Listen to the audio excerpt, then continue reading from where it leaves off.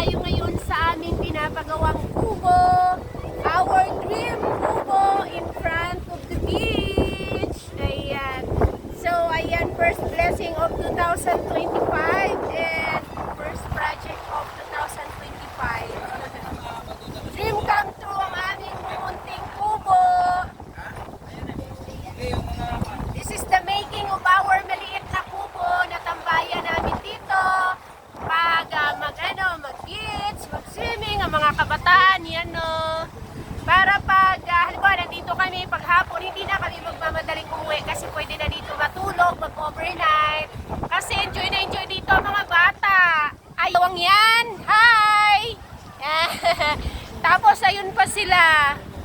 Ayan, para pag nandito, pwede na dito matulog at sa maghapong kakatampisaw ay dito na lang din kami matutulog. At syempre, pag kami ay ang pinaka pag nalasing ay hindi na problema kung saan matutulog. May tutulugan na. This is an up and down kubo. Up and down talaga. Pinayero na namin para hindi madaling mabaklas ng hangin ang atim kasi mahangin dito. Ayan o, kapag ganitong mahangin talaga. Lakas ng hangin. Ayan o. So, yero na lang siya. Tapos, up and down. Dito sa hip, doon sa baba ang tambayan. Itong mga na to, nyug na to, ito yung tinumba kasi ang tataas na nila. Super mga matatanda na nyug. Tapos, ang daming bunga, nakakatakot. As in, nandito pa naman sila talaga. Tulad ng yan, ito. O yan. Kapag kami, tambay-tambay, nakakatakot. Minsan kami nahulog na, na bunga. Mabuti na lang doon kami banda. Diyan sa pwesto ng mga batang yan. Tapos yung nahulog is dito. Ito, sa likuran lang. Nervyos is real.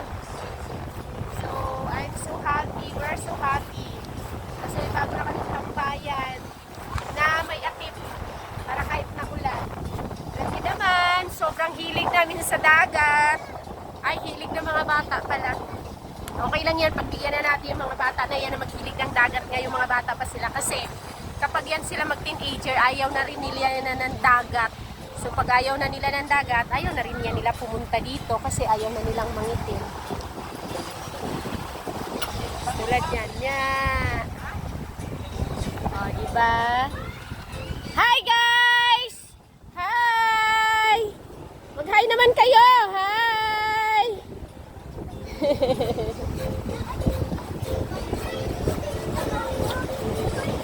Ayan, so see you next time pagkatapos na ito at sa ating paglilipat